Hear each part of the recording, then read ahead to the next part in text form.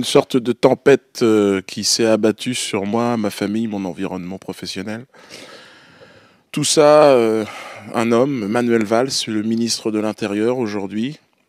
Pour combien de temps, je ne sais pas, j'espère le moins longtemps possible, évidemment, qui s'en est pris à moi et à la liberté d'expression de manière plus générale dans ce pays. Donc c'est une sensation très particulière que d'avoir tout le gouvernement français contre soi.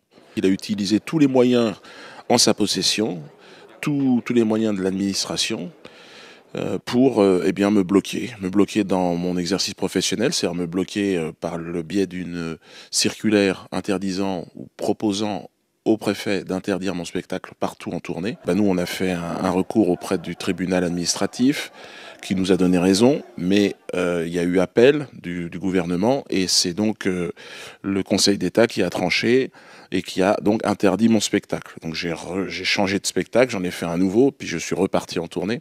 Entre-temps, donc les contrôles fiscaux, évidemment, tous les services de l'État contre moi pour me neutraliser. Je crois que c'est Monsieur Hérault qui disait, ou l'un de ses proches collaborateurs, on va faire comme avec Al Capone, c'est-à-dire on va me jeter en prison.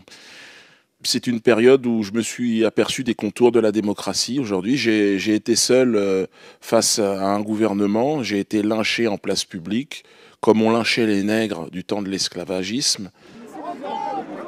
Il y a eu une démonstration de force du mouvement sioniste en France autour de l'affaire Dieudonné, qui porte mon nom aujourd'hui.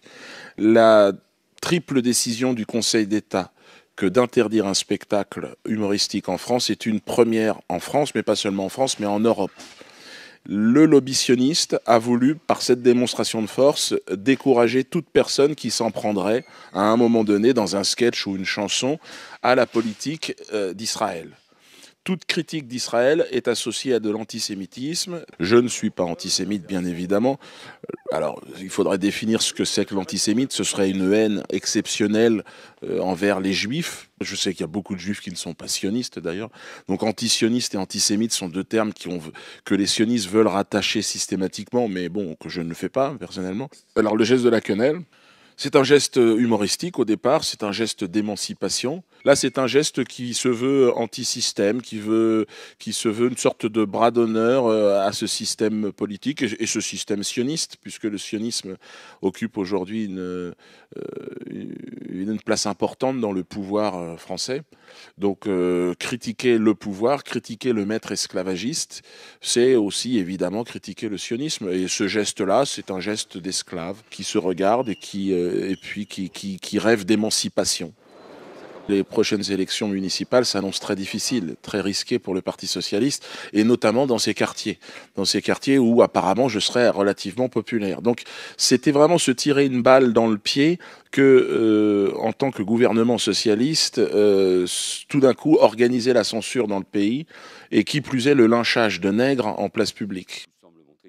Il ne respecte ni la loi, ni les règles qui régissent l'ordre public. C'est un homme qui, on l'a vu avec cette circulaire qui n'était pas légale, on l'a vu avec toutes ces attaques, tout ce qu'il a pu me faire. J'ai quand même fait 2 gardes à vue, j'ai quand même fait 6 perquisitions en l'espace de quelques jours.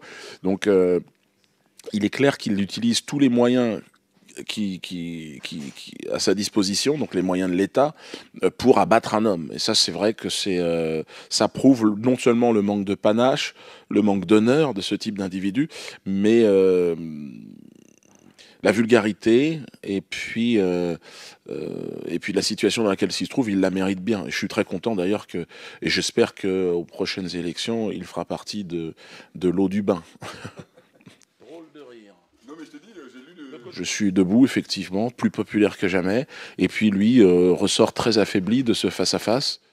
Anelka est un ami et c'est vrai qu'il a fait preuve d'énormément de panache en marquant ses buts pour son club de Londres. Et puis la quenelle qu'il a fait était une quenelle extraordinaire, surtout la façon qu'il a eu de l'assumer.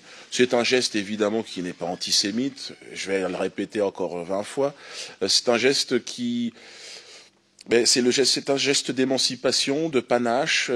C'est un geste relativement moderne, puisqu'il a une dizaine d'années.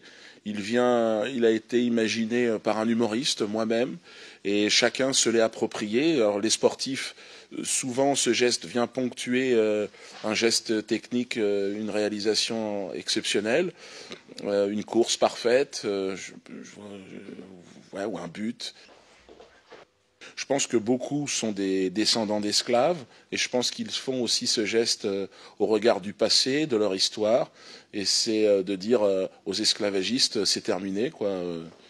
Nous, on est libre maintenant et cette terre sur laquelle nous vivons, nous avons droit d'y vivre librement, sans cette relation de dominant à dominé qui a jalonné et notre histoire et celle du peuple, malheureusement, d'une grande partie du peuple du monde.